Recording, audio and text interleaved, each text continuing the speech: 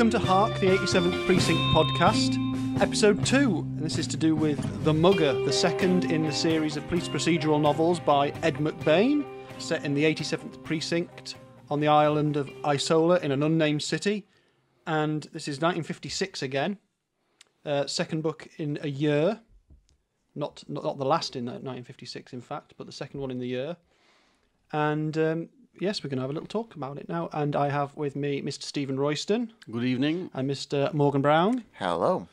Who have both been a little bit ill this week. So if they sound husky and alluring, that may be because of their throat conditions.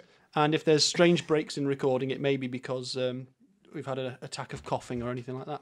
But it is December, so this is our first annual general meeting / Christmas party. Oh, yeah. The office do. So I'm dressed as a reindeer, Steve-O's dressed as a snowman, and Morgan's dressed as a robin. Oh. So, and we're all drinking eggnog. So, it's true. Anyway, I've got some housekeeping off the back of last time, things I thought we needed to deal with, and that is one of those is the scoring system.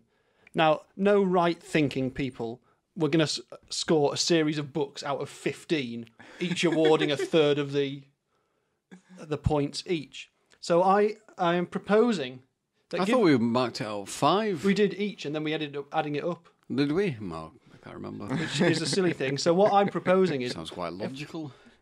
To some extent, and we retain that basic principle, but yeah. I think we're going out of 100 now, and we average our scores. Ooh. You know, because I think these books... We need Well, it gives us more scope gradation. Yes, good. Indeed it does. Do we need to go back? I've recalibrated the first one by adding our things up and doing some, what I believe the kids are calling maths. And what did you get to? And so Cop Hater now has officially 86 out of 100 shields. 86 out of 100. That's pretty strong. I think it's strong. Well, despite me, justifiably. of course, I awarded it full marks last time, full shields, but actually the numbers come out like this, and I think that's a good starting point score. Actually, I think it's more reflective of perhaps its place in the canon. Yeah, works for me. Things. Also, we've moved the room around, and so the naughty ladder is in a different corner now and hasn't had to be wrapped up in a sleeping bag. Yeah. So the other bit of housekeeping is to say we've had some feedback. Not feedback so much as comments. So the Twitter feed at Hark87 Podcast, I had 2 comments which I thought were interesting. One was from someone called Kate McAvoy at I'm Kate Muck, who said, "You've made both me and my father very happy. Aww. McBain is an intergenerational pursuit in our family." Well, that's nice, isn't it? Thank you, Kate. And someone called Lulu at Does It Say says, "I've loved this world since my dad introduced me 30 years ago." Which I think would be interesting comments, because one of the first things we said was, how did we get into it? And it was your dad introduced it to you. Absolutely, yeah. It is definitely a thing to be passed down through the generations. So that's really nice to hear that other people have had the same experience. Yes, it is. And we were also contacted by a chap called Vic McCunis, and he presents a programme on WYSO 91.3. in America called The Book Nook, and one of the very few other podcasts where there's anything about Ed McBain at all is the archive of The Book Nook. And I listened to that before we started doing the podcast, and so he sent a message saying that he'd done one on there, which means we've had a contact from someone who has met Ed McBain. Christ. So the degrees of separation, albeit digital, are very close. Very close. We can't get any closer, really. Yeah. So that was nice. So thank you, Vic. Yeah, excellent. Fantastic. And I will be listening to some more of the Book Nook things, I think, because it's lots of good author interviews. And Vic has a very intriguing voice that keeps you drawn in and listening. We should work on one of those. We should, yeah. Well, a bit like yours. A bit like mine, yeah. Okay. I'll try and have that down for next episode. Yeah. What you're going to do is take your bad throats and you just want to sort of smooth them over with honey. Or something like that. We're going to get straight on to The Mugger. First and foremost, Morgan, this is the first time you've read this. It is indeed. So you've sought it out and read it. What's your overall first impression? I really enjoyed it, actually. I think it was interesting to read the preface where McBain's explaining how its origins as a pre-87th Precinct short story. Okay, so I don't know this story because the edition that I have is that in your edition as well, Steve-O? It is, yeah. So you've got one of the jazzy 70s. Yeah, I've got we'll describe them in detail later. But well worth losing the preface to get the jazzy 70s cover, I'm sure. But yeah, I think at least one of the two sort of main strands of the novel comes from a pre-87th Precinct short story. So that was interesting. I like it. I think it's a strong second part of the series. Stands up really well. You know, with any series, you get the odd one where you feel like it's been relatively phoned in, but this isn't one of them. I was very happy to finally get on board. No, it's interesting that he had material in existence already as a way. That's so. I imagine quite a lot of mystery writers must do this I would have thought kind so, of because thing. if you're constantly needing plots and intrigue, you're probably jotting down all sorts. I would have thought. I've forgotten off the top of my head what the original title of the short story was. It was some dreadful pun, wasn't it? Oh, excellent. Steve-O could perhaps... Yeah, let me have a see here. He does mention his protagonist, Matt Cordell, in those... just have a look here. I'm not sure he mentions it, actually. He definitely does. Unless I've just invented my own terrible pun, which is not entirely implausible, but... I feel certain it was in there. Now die in it. Is that what you are? You've made your bed, now die in it. Yeah, that was. Oh, excellent! That's very good. I like that. Now die in it. Excellent. You want dies with that? Yeah. Well, I think actually, I mean, the 87th Precinct series does have some, not puns so much as joke titles as things go along. Absolutely. Once he gets away from the sort of dun type title. Cop hater, the mugger, the early ones do start off with kind of an archetype of a criminal, and then they don't necessarily actually take you where the title seems to be leading you. But yeah, that's like the early theme, isn't it? It is certainly. And I think one of the interesting things with the title of this, so you get commissioned for a 3-book series, and your first book's called Cop Hater, and it's dun dun dun, and the next one's called The Mugger, which out of all of the crimes you could pick, seems at first sort of thought to be quite a sort of, you know, mugging can be violent, but it's rarely associated with murder or anything too extreme.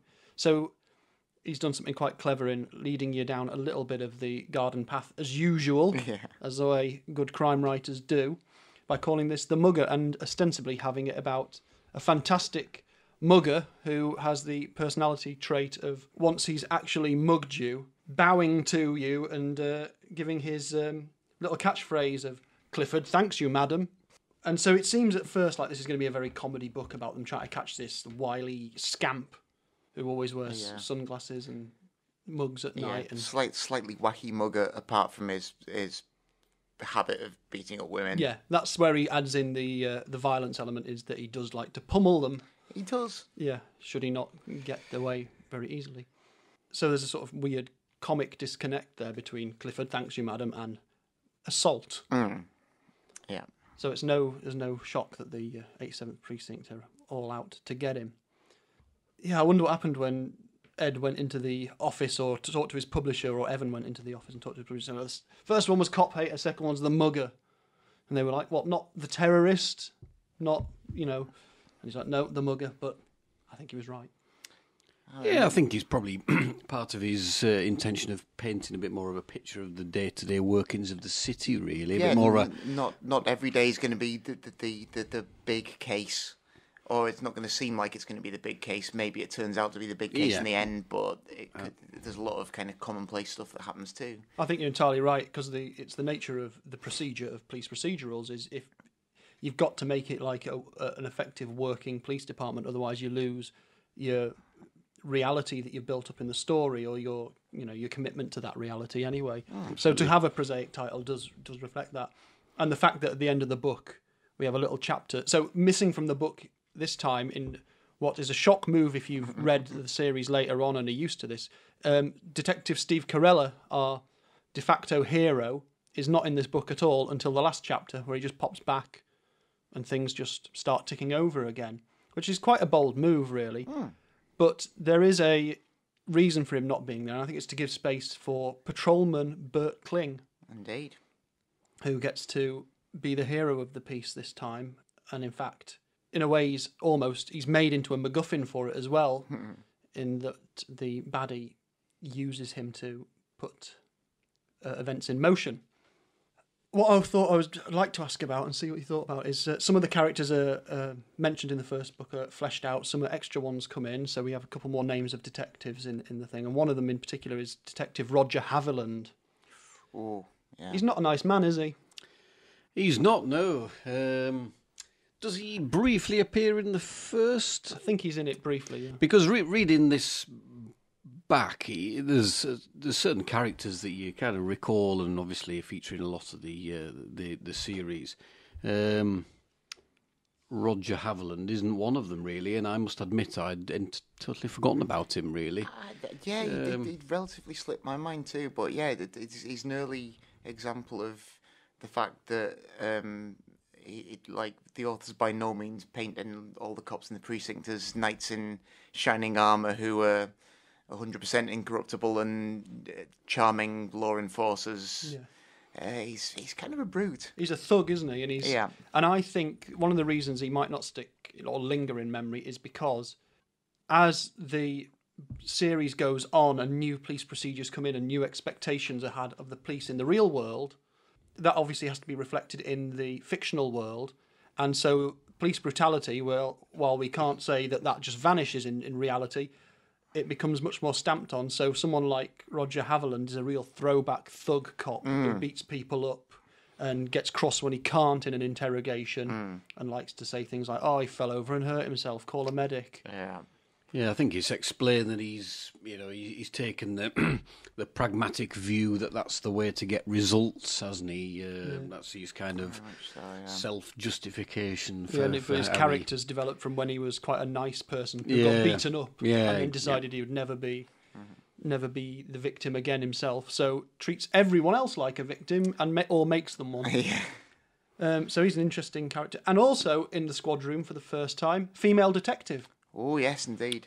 Yes, so it's Eileen Burke.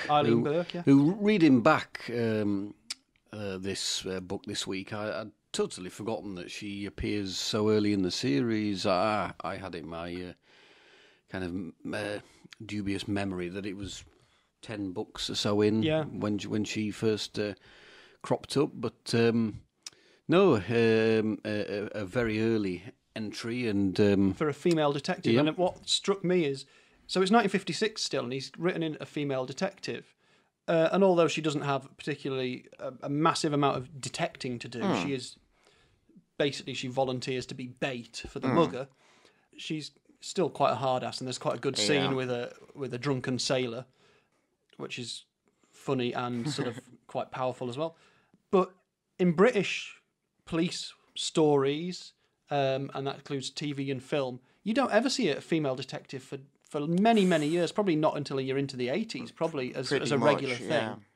Yeah, I think you're right there. Any female police officers tend to be, they're WPCs, and they're either making tea or they're taking off a victim and being nice to them.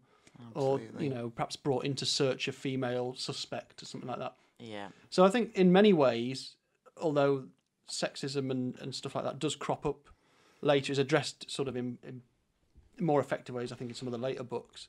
It's nice to see that he's got a female character in there right from early on in the series who's a detective and not just a clerical officer or something like that. Yeah, like a really powerful, ballsy female character kind of right off the bat, really. Yeah. And whilst there are definitely the trappings of their times, like around the way the books are written, a lot of the elements of these novels are quite progressive, really. There are some quite progressive political views which you don't necessarily expect in a novel that's written sort of from the point of view of the police. Yeah. And just having strong female characters is one of the ways that comes out. Yes, definitely. Which is great. Whereas characters such as Roger Haviland don't feature in many of the future novels. Eileen's in quite a few during the duration of the series. You do still get bad cops cropping up because that's obviously a thing that will always happen in the police force. Another thing I recall is Detective Second Grade, I think, which is a promotion higher than Steve Carella ever achieves in 40 years of policing. So. There's not much movement in promotions other than in this book where Kling eventually, through his actions, moves from patrolman into detective, but not before running into the first appearance of the homicide detectives Monaghan and Monroe. Not Monaghan and Brill, they're from Quincy. And they're a very different kettle of fish. Indeed. But Monaghan and Monroe, who turn up in most of the books, I think. They're often there, aren't they? As the first on the scene when a body turns up.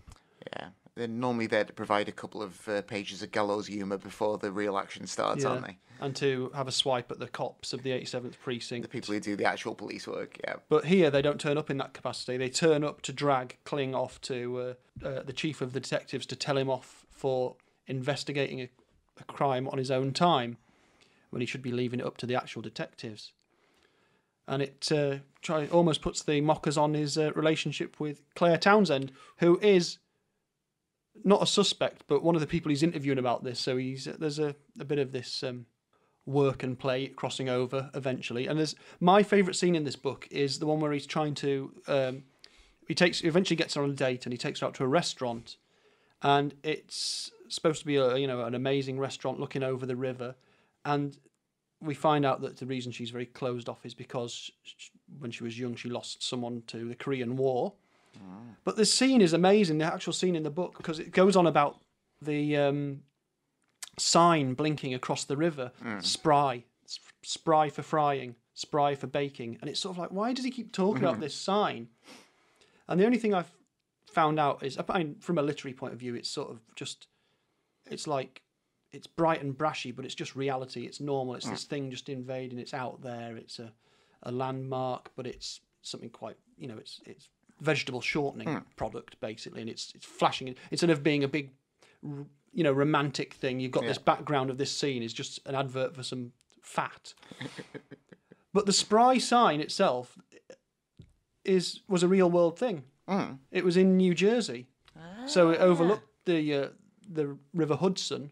So there's actually a real world landmark from New York has crept into the gap between realities and is there in this one. I suppose it's not inconceivable that the Spry Company could have had two similar signs in different East Coast cities. So that makes sense.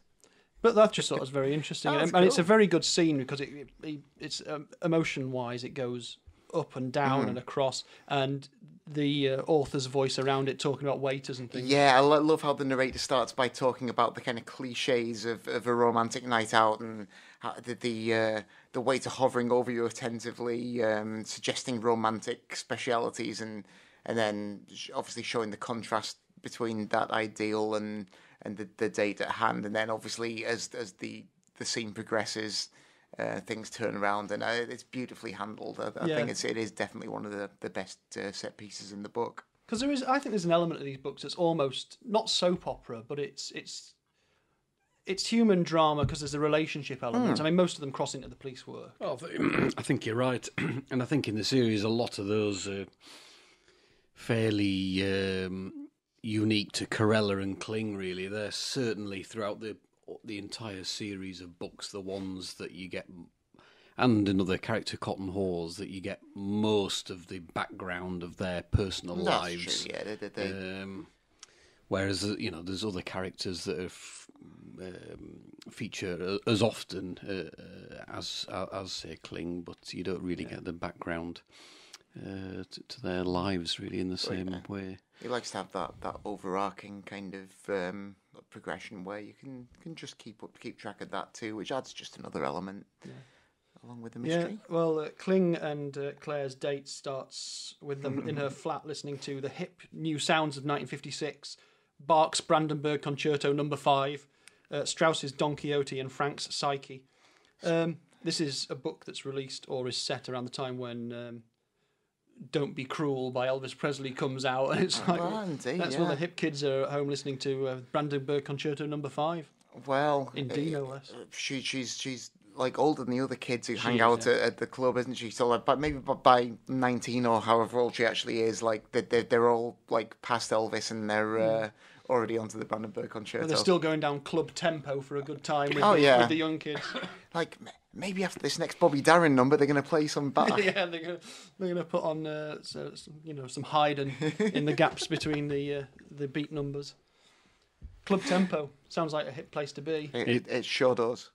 Certainly does, yeah. What kind of age is that aimed at? Because reckon it's... I think the two kids that cling interviews, even they're kind of older for the normal attendees. You get the impression, and perhaps I don't know. It's supposed to be like a sort of youth club. Yeah, I think basically, it's like disco place. Yeah, sort of organised by kids for kids kind of thing. I guess it's like a culture that we'll never really ever be able to get a handle on, but it's quite interesting. For purposes of time and by virtue of being British as well. Yeah. Whereas perhaps maybe it's a bit like a sort of like the kids are organising their own sort of coffee bar type thing. I imagine it very much like some Adam Faith movie from 1956. No one says Daddy-O in it, I don't think, though. Sadly not. Or Straight from the Fridge. Which is a disappointment. Well, if we could go back in time, wouldn't we all go to Club Tempo with its little card? I sure would. Its little card, it's one of the reproductions in the book, of which there's a few, like the fingerprint fingerprints. chart. Oh, yeah. I like the map of the crime scene when the body turns up. Suppose we better mention that. It isn't just a mugger, a body turns up, who we are led to believe has been killed by the mugger going too far. It seems plausible. There are clues. There are clues. The evidence points that way. Were it not for one determined patrolman who's on sick leave after being shot in the first book. So there's a map, yes. Which I think's fairly baffling as maps go, really. It's true. Well, you're from a geology background. Well, I think you should know something about topography. Geology. Let me just compare maps. Yes, very similar. I think yours has got slightly more clarity than mine, actually, which may explain. Well, Penguin edition. You expect only the best from the flightless bird. I do love these insets about like reproduced forms, like the fingerprint thing. Which, I mean, in reality, looking at a plate of fingerprints is not going to tell you, the reader, anything except that then they have someone explain why it's important. They have someone explain what you're looking for. Yeah, and it's the language of the process. Isn't it just brings you in. It gives it a bit more of a sense of documentary somehow, and it just kind of involves the reader a bit more in the whole process, I think, which is great. It does, because in the same way that map has absolutely no bearing whatsoever on like the case, its outcome. It's not like the reader's going to look at the map and go, "Oh, I know who did it." Yeah. But they're just a bit of fun, really. Which. I think McBain also achieves here with his ongoing joke of some comings and goings in the 33rd precinct? Yeah, well, this is another trope that starts cropping up. Is that so? We get introduced to Maya for the first time in this book, who's a very long running character from here on in, and apart from the fact that he has the same first name as his last name, and that's explained every time with a varying level of detail. He is described as being so patient, and he can drag out these jokes with his partner over the entire length of the book. And there's normally an awful payoff for it as well. And the one in here is just absolutely shocking. Just terrible. I like the way the book ends with Corella coming back, and the guy who he's told the joke to, the guy who's tortured his partner by sort of dragging this joke out for ages, is like, tell him the joke about the cats, tell him the joke. And it sort of just carries on from there. So it's sort of squad room banter, I suppose. Of course, but it's that's with the Temple. Yes. Who partners. I've always called him Mayor, but. Well, I call him Maya because there's reference to the rhyme. pants on fire. Yeah, but then I don't have an Isola accent. No, and I wouldn't even know how to start to do one. But Temple is not a character I remember from any of the other. Yeah, I think he possibly. So he's still playing around with his ensemble. Yeah, I mean, he's not got it completely set in stone yet. Yeah, because he mentioned in the first book that the squadron's made up of 16 detectives. Which gives him a lot of leeway. Yeah, by this point, I don't think we've got 16 names. Given about 3 or 4 being wiped out in the first book. Yeah. A matter of months before. Because I think this, as I was mentioning in the last edition, kind of continues in the seasonal sequence. It does this after the heat wave of the first book, we're into autumn. Yes. We are, and so basically, it'll be good to keep testing that. But that's something I certainly remember as being certainly true. I think the first 3 books definitely do, and I think they all do. I'm pretty sure. And Steve and Teddy have been on their honeymoon for I think a month during the period with this book, which this book takes place, which is a nice long honeymoon for them, isn't it? Lovely. And yeah, so we're moving into September, and we're not moving into. We are in September in this one. So the other thing that appears for the first time in here is pigeon stools. Pigeon stool. Our second pigeon stool. Or even our stool pigeon, Fats Donner. Oh, Fats he's great, Donner. Fats Donner. He's certainly an entertaining presence, yeah, but he's described as being so fat he uses the plural, and it's more than one fat. Yeah, obviously Fats Domino would have been in the charts at the time, or there or thereabouts, or certainly one chart or another.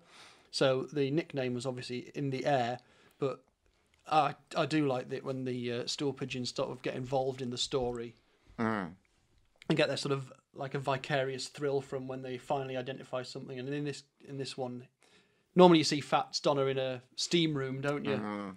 Just very fond of his Turkish baths. He actually gets involved a little bit in this, and as part of some outdoor action, taking Hal to Hal Willis to a crap game. Yeah. There's some very exciting period slang going on in there. Completely incomprehensible. Dead good. Yeah, there's everyone in the crap game has a nickname. Yeah, it almost becomes like some kind of Damon Runyon story for a minute there, which is great. Where the chap he's befriending is a fellow Marine, I think. And so that's right, yeah.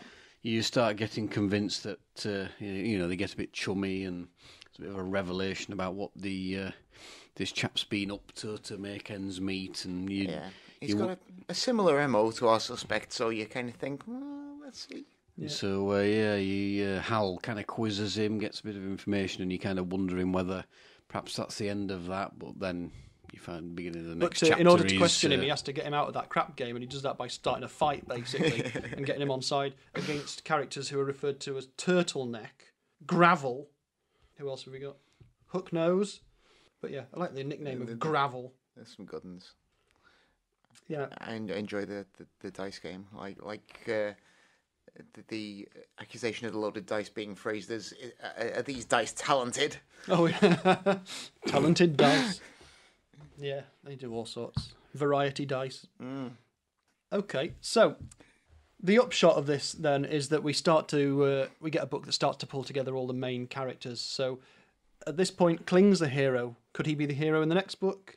Is Corella's back? Is he going to be the hero? Or do we keep building up a Gestalt hero? I think to some extent we get little threads of all of those things.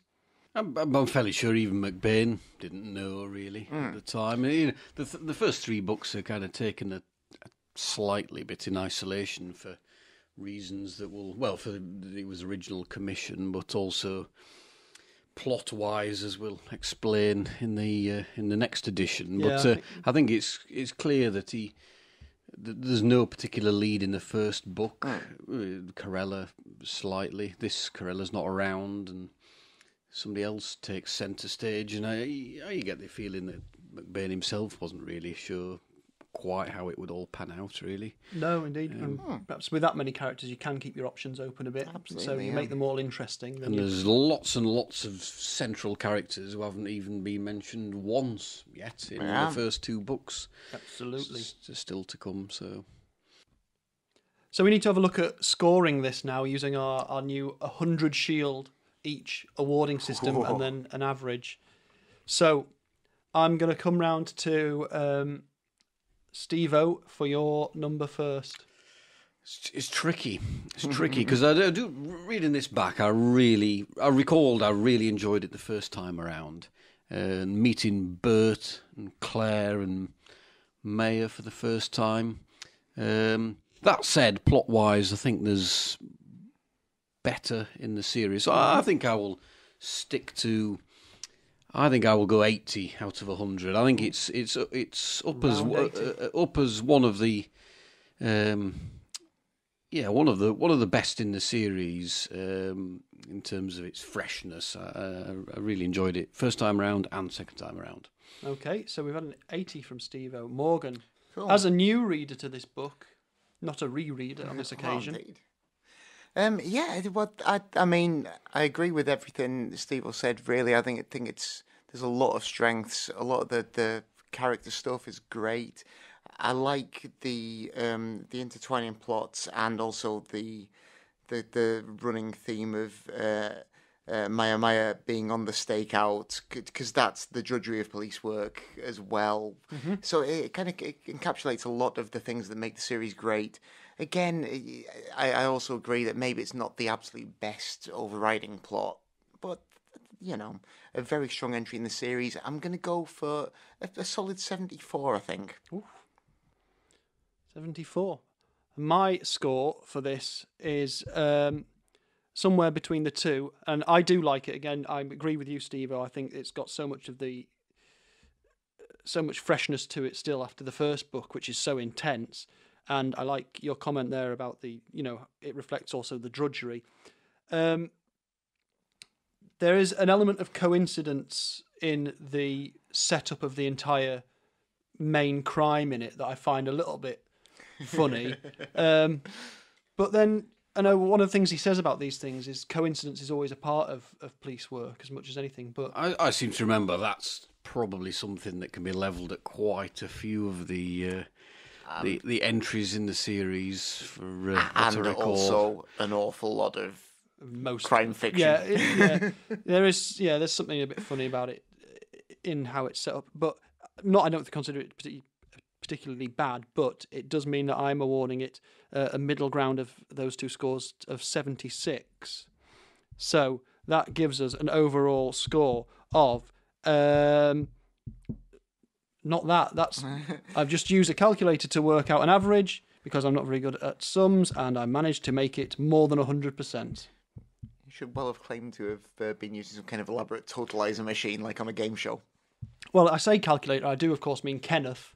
Don't I? Absolutely. Our computer Kenneth, who calculates every number nearly every time, honestly.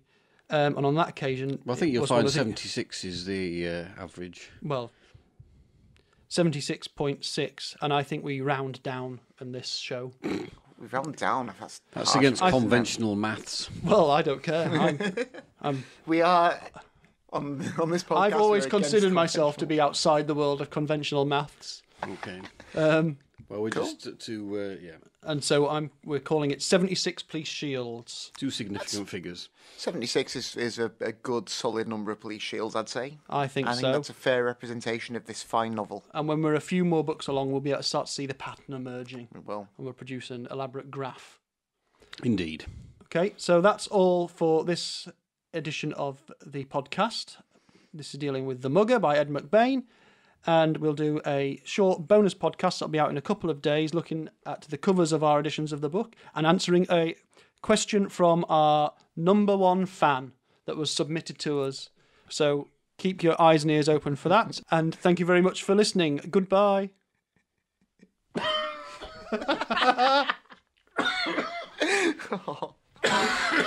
Well, it adds character.